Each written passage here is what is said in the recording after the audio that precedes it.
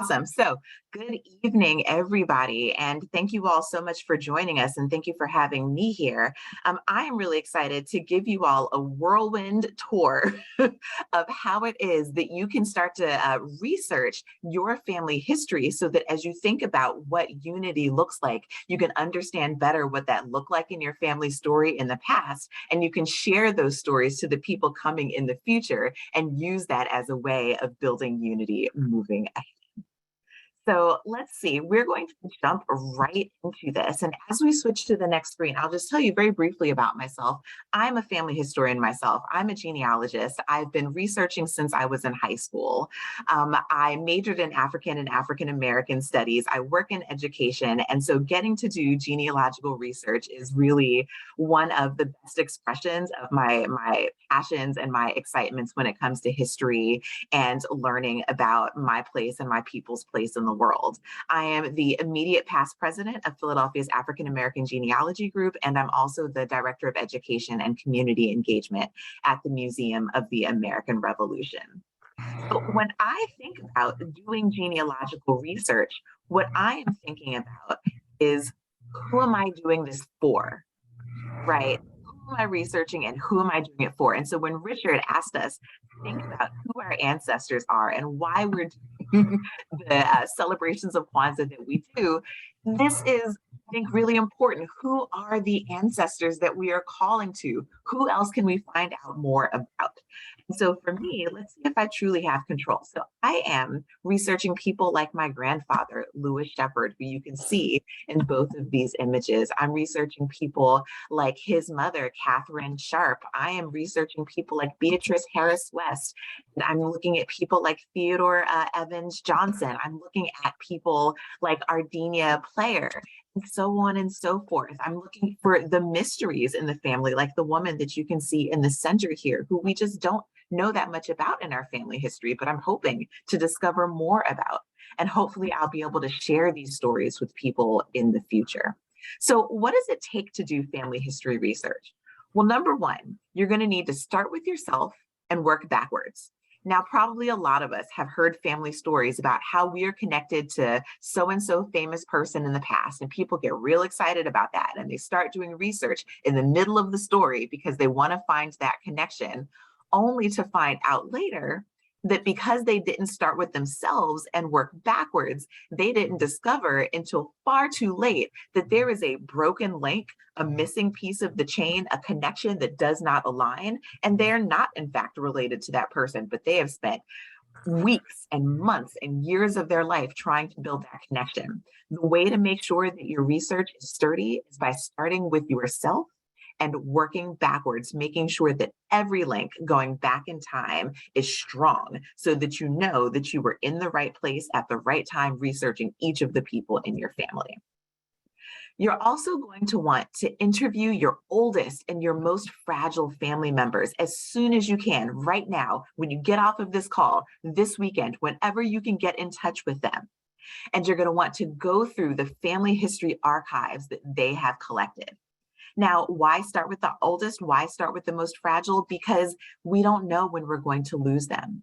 And you have surely heard the proverb that when an elder dies, a library burns. Think about the collected knowledge that exists in their heads, right? The stories upon stories that they have picked up from their elders, from their siblings, from members of their generation of the family. You want to get those while you can, right? And like I said, go through the archives that they have collected, because we all know those folks in our family who collect the funeral programs, right? Who have all of the wedding invitations, who've got all of the family recipes and everything. That is the best place to start. And then you can start looking at other things. Now, when you are going through their materials, we've always thought about, okay, well, I know who I am and I know who my parents are, and I want to find out who their parents are, and so on and so forth, going back and back and back and back. Well, this chart right here is showing how to document. This is called a pedigree chart. And you can see point number one is for yourself. If you have a spouse, that's right below. And then for you, you can see point number two and point number three, that's your father and your mother. We can switch this up. We know that families look like many different kinds of things these days. So just think about however you need to do it. But what you're seeing is parents upon parents upon parents going back and back and back and back. But who's missing from this story? Siblings, right? In every generation. Where are the siblings? Where are the cousins? Where are the aunts and uncles? Do not leave them out of the story when you're doing your research, because number one, they're crucial parts of the family. And number two, they likely have information that you want to have as you try to research as far back as you possibly can and as far out as you possibly can. So how are you going to do that? Well, you can use a family group sheet or a family group record like you see here. This gives you a place to put both of the parents and then all of the children in the family. And each person in your family is likely going to be on at least two different family group sheets. One is the adult in the family and one is the child in the family. So as you're building out your family tree, make sure that you're getting the siblings, the cousins, the aunts and uncles, these family group sheets. That's how you're going to do it, is by doing that for each person, both as a child and as an adult. Now, as you're reaching out to people, as you're talking to your elders, as you're talking to the folks who are most fragile, as you're starting to build out those pedigree charts and those family group sheets, you're going to want to ask people some really good questions to find out what their life stories are. Now, we know a lot of questions are yes, no, but those are not the questions that we want to ask our family members. We want to ask the open-ended questions. We want to invite the rich storytelling that we know that our family members can engage in if we just give them the opportunity. What were their favorite games when they were growing up? Where did they go to school and how did they get there? What were some of the favorite places that they went to in their neighborhoods, and so on and so forth? Ask those questions to get the details that you really want to get. Sometimes those details are going to take you places that you had no idea that you might be able to go. So what else are you going to do? Well, you're going to start wanting to look at primary source documents, looking at vital records first. So primary sources are the things that are created in the moment where an event happened, right? And vital records are things like birth records, marriage and divorce records, and death records. Now, what you can see on this screen are some examples of different records that you can find about folks. But here's the thing, as you're looking at these records, you want to see how they're aligning to the stories that you're hearing in your family, right? So you're not going to want to trust everything that people tell you. The records are going to help you to understand if what people are saying to you is true, or is maybe an embellishment, or is maybe a twist of the story that someone is sharing for a particular reason. Who knows? People say things for all sorts of different reasons. What you're seeing on this screen right now are some examples of documents that are about a family member whose name is Catherine Shepard. She's my great-grandmother. Right.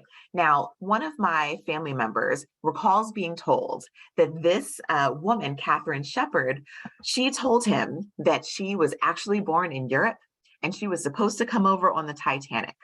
But her parents told her at the last minute, you know what, you're too young to do that by yourself, so we're not going to have you do that then. That's the only piece of the story that he was told. But take a look at these documents that you can see on the screen. The top one is a census record. Catherine Shepard, where is she born? Pennsylvania. The next one is a death certificate, if I'm remembering correctly. Birthplace, Pennsylvania. Information was provided by her son. Let's see, the next thing that you can see on the screen here is an application for a social security number. Catherine Jane Shepard Banks. Where was she born?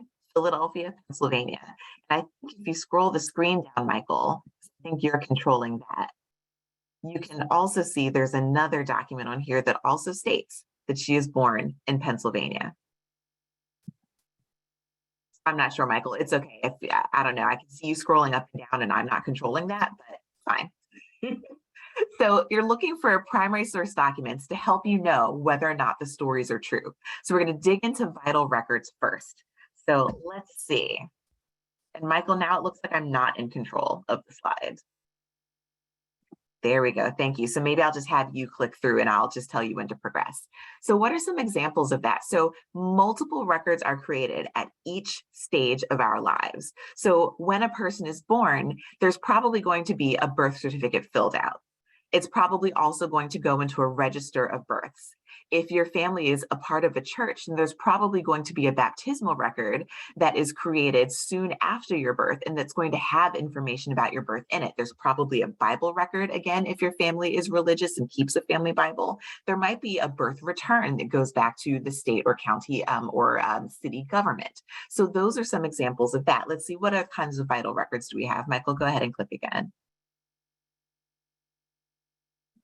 Yeah, so we've got marriage and divorce records, everything from applying from a marriage license, notifications showing up in newspapers, maybe having to have something read publicly to signify your intention to get married. Maybe you have to pay money in order to sort of secure your family, right, as you're moving through the marriage and wedding process. And then there's also death records. So go ahead and click again, Michael. You still have control. Just click it twice to get it started. Let's see. There you go. All right, was that me? Okay. So, ooh, there we go. All right. And so then when a person dies, there's lots of other records that are created as well. So thinking about the certificate, notices that go in the paper, the obituary that goes in the newspaper, like I mentioned before, the funeral program, maybe there's a coroner's report, an autopsy report, burial records at the cemeteries, grave markers, all sorts of different things. All of those are resources for you. So let's look at a couple of examples of some vital records. And let's see, do I have control over this, Michael? Is that me or is that you moving it? Just so that we know. That's you. That's me? Okay. All right. So we can see right here an example of a return of birth for the child of Jenny Littlejohn and Rufus Littlejohn. Rufus is my 2 times great grandfather. Let's see. We can also see 2 other examples of birth records. We can see a register of births from Alabama, that's on the bottom of the screen. And then on the right-hand side, you can see, let's see, if you scroll back up again, Michael, that was, yep, scroll right back up. Oh, I don't know what's happening right now with control of the slides. So maybe, Michael, how about you just take control back over? It looks like you're able to do some shifting that I can't, so maybe. Okay. Yeah, there you go. This is just fine. So this is an example of a marriage record. So this one is for a couple of folks in my family on my paternal side, Stephen Evans and Laura and Scruggs or Struggs, depending on the record that you see. Go ahead and click through again, Michael. We're going to see a couple of other examples of documents. So we'll just keep clicking until we see a couple of things show up on the screen. So these are all also marriage records. One of them, if you look at the bottom, you'll see that there's a return that has not been filled in. That's because in this record, they didn't actually get married. If you look again, the record on the right-hand side and look at the bottom, you'll see that the return was filled out. This is for my grandparents on my mother's side, who actually lived directly next door to one another, which is just the most adorable thing. They apparently were too young, maybe according to their families, to get married the first time that they applied. But 2 years later, I guess everybody said, fine, you're old enough, do what you're going to do. And they indeed did get married. And if you click again, Michael, this is another version of a marriage certificate for that same couple. So this is the decorative marriage certificate. This is the one that sort of came home with them. And these sorts of certificates we often find in family members' dresser drawers, tucked away into file folders and things like that. So again, go through your family members' archives in the attics, in the basements, under beds, and so on and so forth. Go ahead and click again, Michael. So what are some places where you can find these records? We're not going to stay on the screen too long, but again, go through family archives, look at some of the free websites like familysearch.org. Look at what your city and your county might make available either online or in person. Look at state archives. And then there's so many other websites that are very specific, things like findagrave.org and deathindexes.org that give you exactly what you are thinking of right now. They're giving you information about where a gravesite might be located. They're giving you information about when a person may have passed away and so on and so forth. So plenty of resources that are available on the internet. Go ahead and click through again, Michael. So where else can we find information? Well, all of us recently completed a census, right? Where we told folks, okay, here's the job that we're working, here's where we're living, here's our age, here's our background, and so on and so forth. Our family members, depending on when they arrived in the United States and how they were classified as people or as property, they have been doing census records since 1790. Every 10 years. So if you click again, Michael, I think maybe we're going to see, some examples of information that you can find in census records. You can find out how old a person is, how many children they have, are they married or single, when exactly were they born, where were they born, what is their first language, were they veterans of any conflict? That's going to lead you to other records, which is really interesting. So always go through census records with a fine-tooth comb and try to find every census that your ancestor would have filled out, right? Because every 10 years, they should have filled one out if they were a free person in the United States of America. Go ahead and click again. All right, so here's just a couple of examples of places where you can find these or find information about census records. The National Archives is going to be your go-to. You can also find these records on familysearch.org, which I mentioned before. And if you are willing to pay for all of the resources they have available, Ancestry.com has every census up to 1950 available on their website. So go ahead and click through again. Now, vital records and census records are great starting points, and they will give you a lot of information about your family members, but there's more meat that you can put on those bones. One of the spaces that I love to look is school records, right? And so on either side of this newspaper article, you can see images of two of my sort of distant cousins and actual photos. Like we've all sent our kids, or we know that kids in our families, they do photo day. They've been doing that for decades. And you might be able to find pictures of your ancestors from photo day photos from way back in the past. This newspaper article is actually about graduation, which both of these young ladies were at, and their names are listed in this newspaper article. And let's see, what happens if we click again, Michael? If you look at newspapers, you will find some gems. So in addition to this information about graduation, you're going to find all sorts of different jokes and stories and little tidbits about where your family members traveled to and who they were visiting and so on and so forth. So on this screen is Eleanor Kilson, and this is a little joke that she sent in to the kids section of the newspaper. She says, "Here's a riddle. I hope you will print it." Teacher says, "Johnny, why don't you write more plainly?" And Johnny says, "Well, if I did, teacher, you could read it." Isn't that just the cutest little silly joke? That's what Eleanor Kilson, my cousin, sent into the newspaper. You never know what you're going to find. Go ahead and click through again, Michael. Let's see, and just scroll down a little bit so I can see what that heading is. The two folks you see on the screen right here are my great-grandparents, Noah Cooper and Nancy Cooper. And let's see, can you go ahead and scroll that, Michael, so we can see the heading? Go ahead and go back. I just don't know what the title is on this slide. I can't see it. And you're muted. I think that this is about military records. We're going to go with that and see what happens. Yes? So go ahead and click through. All right, so Noah Cooper, who you saw on the right-hand side of that photo, this is his World War I draft registration card that was completed in June of 1917. And this is going to give a fair amount of information, including the fact that he's employed by Scotney Cooper, who I happen to know is his mother. It says that he has a wife and one child.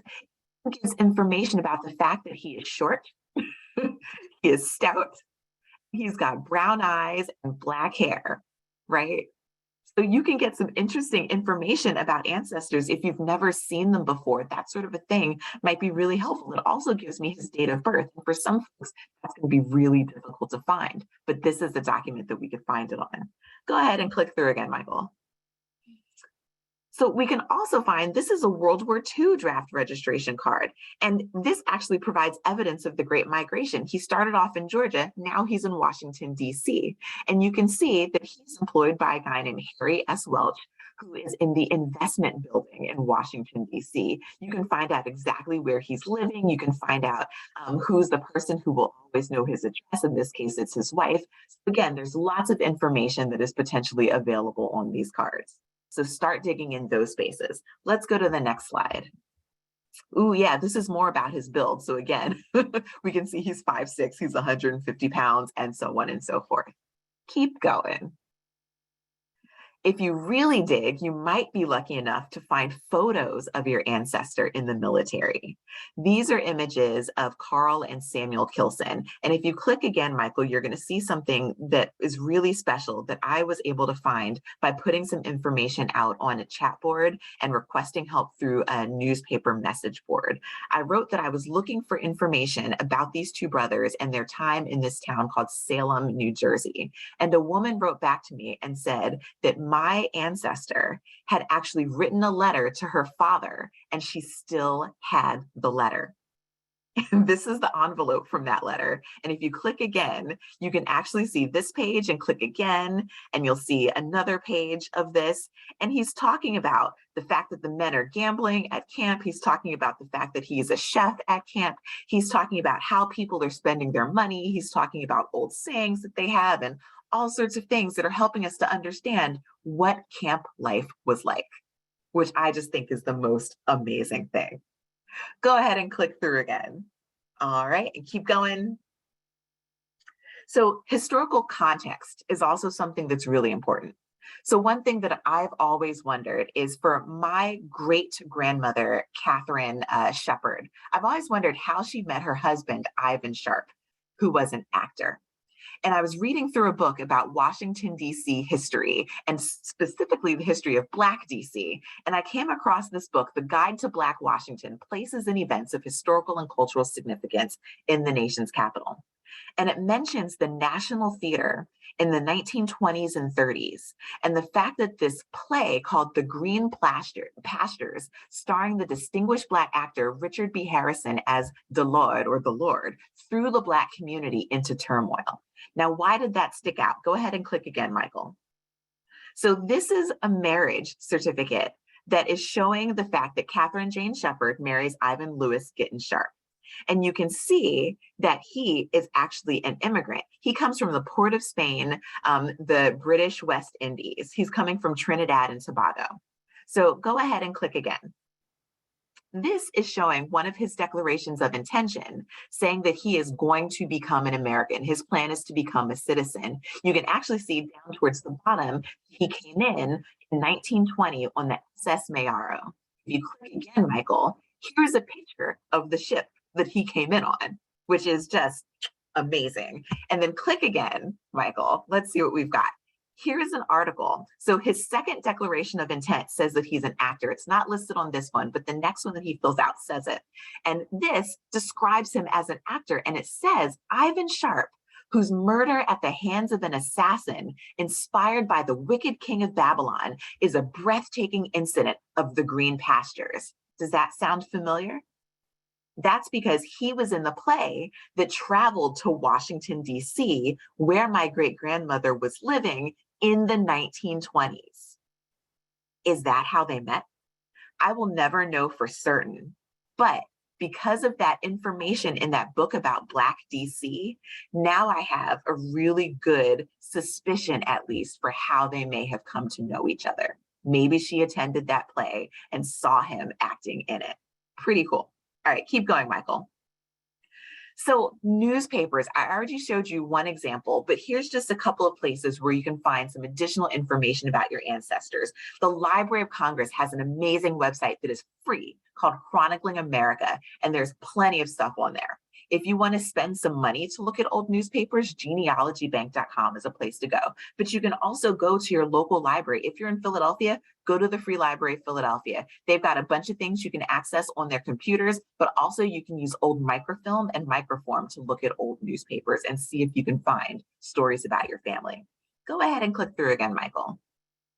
Let's see other places you can look for information. And again, start with those family archives, but you might also find city directories. They're going to list your family. If they live in a more rural community, there might be farm directories that list your family, school records, like some of what we saw before, but also report cards and transcripts and letters from like the president of the institution or the principal of the school or things like that. What church records exist? Was your family member a Mason? Were they a part of the Order of the Eastern Star or the Elks or other fraternal organizations? Labor unions keep some really interesting records. Job newsletters and employment records are going to give you some fascinating things. There's real estate information, there's maps, and there's so many places to look for information about your family. So don't stop with the vital records. Don't stop with the military records. Just keep going. And where might you find that? This is just a list of many places that you can go. And if you have any questions about any of this, my email address is at the end of this presentation. I'm more than willing to send you a list of sources and things like that. Click again, Michael. So some things that you might want to remember as you're doing your research. We all get really hung up on how our names are spelled. Get over it. Spelling did not matter in the past. Sometimes it still doesn't matter today, right? People did a lot of things phonetically, and literacy was not evenly spread out through the population. So don't get hung up on whether or not the name was spelled right. Ask yourself, is this source trustworthy? How do I know? There are lots of folks with common names. Make sure that you are double checking when you find a person that shares the name of your ancestor, that it is in fact the right person. Gather multiple pieces of evidence to do that and to answer any question that you were trying to answer. Use timelines to organize information. As I said before, understand the context. Do not make the mistake of not backing up your data, because if your computer crashes and your home goes up in flames, what happens to the years of your life that you will have put into doing this amazing research? Cite your sources so you know where stuff came from. Just keep learning. And I can't see the bottom of the screen, but I sure hope it was something insightful and that you all can see it as well. So this is a cycle, right? This is cyclical. So you're going to interview your relatives. You're going to reach out to their friends, their associates, and their neighbors. Then you're going to look for documents and other evidence that's going to help to support or disprove the stories that you're learning. You're going to try to reconcile the information that you have and develop more questions, right? And then you're going to go back to those relatives and new ones and other friends and associates and neighbors and try to flesh out more answers to those questions, and around and around you'll go. But deeper and deeper you'll get into the stories that you're looking for. Next slide, Michael. So here's just a couple of resources that can help you as you're doing your research. As I said, I'm a member of the African American Genealogy group here in Philadelphia, but there's also a chapter of OGS in the city as well. There are websites that you can turn to for information that you can use for free. There's places you can go for really specific topics. Go on Cindy's list and you can find every topic you could possibly want related to family history. And let's see, what do we have next, Michael? Oh, you accidentally clicked a link. Let's see what that maybe next and final slide was. So I can be reached at adrienne.whaley@gmail.com if you have questions about anything that I just talked about. And you can go onto my blog, which is where I share stories about my own family and show examples of photos and documents and all sorts of things like that. That is kinterested.blogspot.com. So thank you all for